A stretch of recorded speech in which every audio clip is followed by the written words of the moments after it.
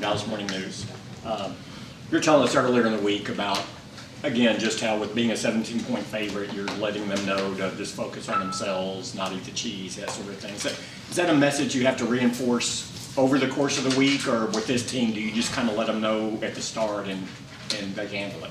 I mean, you're messaging every day. I mean, today, the focus was really the competition, internally. I thought the look team were exceptional yesterday. I really liked the way the Wednesday practice, felt, looked, and everything. So I thought the team had a really good day. So I mean, the message today was just let's get out there and compete against each other and challenge each other. Actually, shared them a clip of Magic Johnson and Michael Jordan from the 1992 Dream Team. I'm sure everybody's seen it. So it's just the best challenges, some of the best competition I've ever been a part of is on the practice field. So, we're practicing without pads today because we're where we are there, because it's that time of year. But just keeping the competition and getting better each day, and obviously keeping focused on beating the Houston Texans. Clarence Football Star Telegram. Is Kelvin Joseph back today? Yeah. Yes, he's back. He's in the meetings. Sam Williams back as well? Not yet. Yeah. Patrick Walker, DallasCowboys.com. How did Teron Smith look in his first official practice back? I thought he looked good. He's in good shape. So this will be a good day for him today. We'll increase his his workload from yesterday to today. But I thought Tyron had a solid day, good solid day.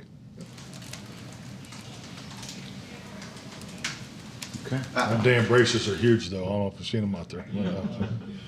Trees. Todd Archer with ESPN.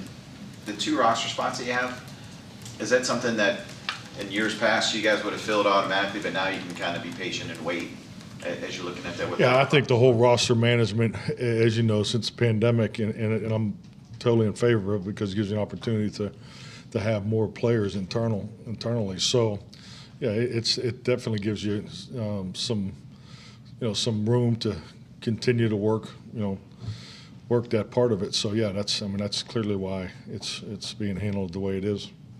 John Michelle, The Athletic. Have you talked to the guys at all about the possibility of getting double-digit wins and it being the first time since 1996 this franchise has done that back-to-back years? No, I haven't. That's nice. Thank you, John. But I was not in my analytical report. But no, I mean, that's fine. That's all accomplishments here are good accomplishments. I think anytime you work for the Dallas Cowboys, I go back, I look at the season we had last year. Just some of the records and the performances that we had, and anytime you can say it's the best, or something that hadn't happened in 20 years or over how many years, 10 years. So, I mean, it just tells you you're moving in the right direction. Christy Scales, Cowboys Radio. When you turn on the tape of the Texans, they're obviously relying on a lot of young guys, and we may not see the rookie Stingley, but guys like Peacher, there's some that are really jumping out at you.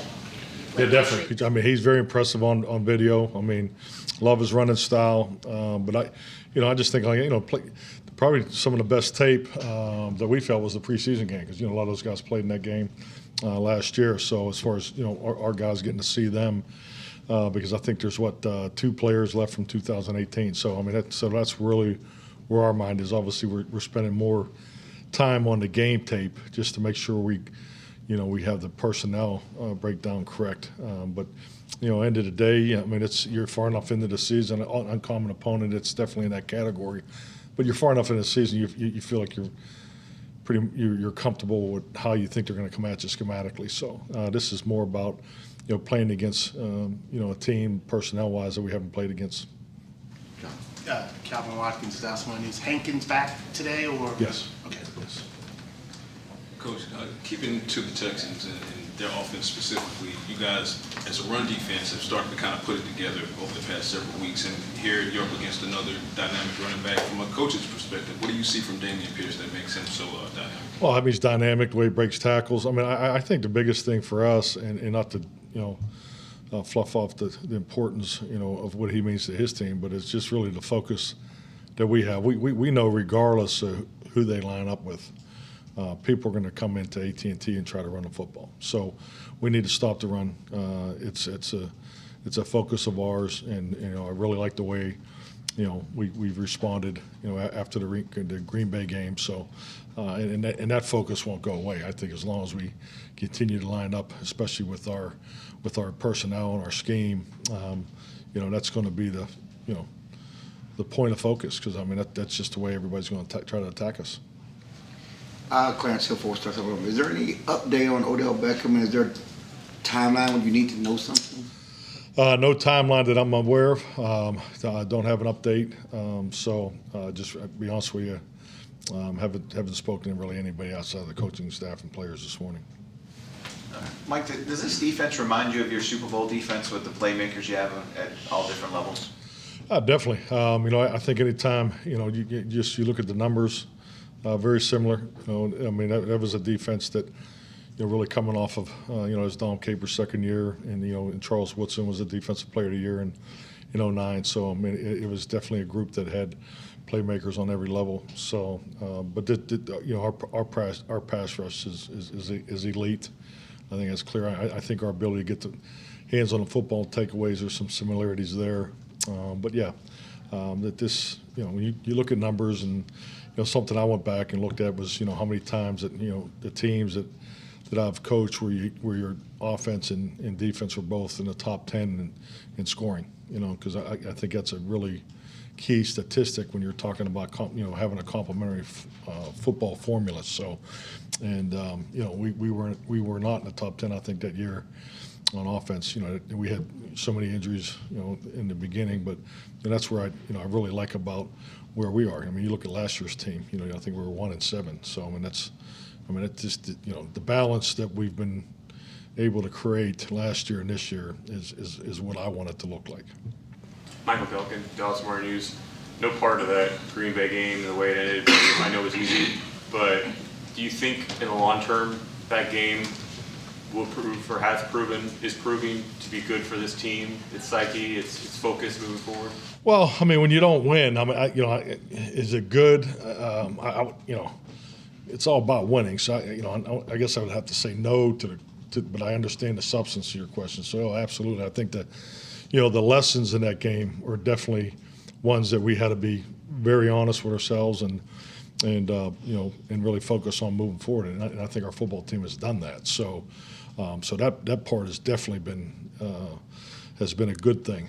But end of the day, when I look at the Green Bay game or any game that comes down to the wire, we've invested so much time. I've done this for quite some time, and how much time you spend on game management, clock management, situational calls, and things like that. You're always, you really only have so many reps. So where do you put the time in each one of those areas? And I know we have spent so much time, at the end of the game situation work. We call it's our adversity advancement segment. So it's been a daily segment that's been done, every team meeting and training camp. And so that's where I'm at. When we really work on something and we don't have the return on investment, that's where my mind goes. So and just to be where we were in that game, and we didn't get it done. Lesson well learned, no doubt about it. But at the end of the day, it is about winning.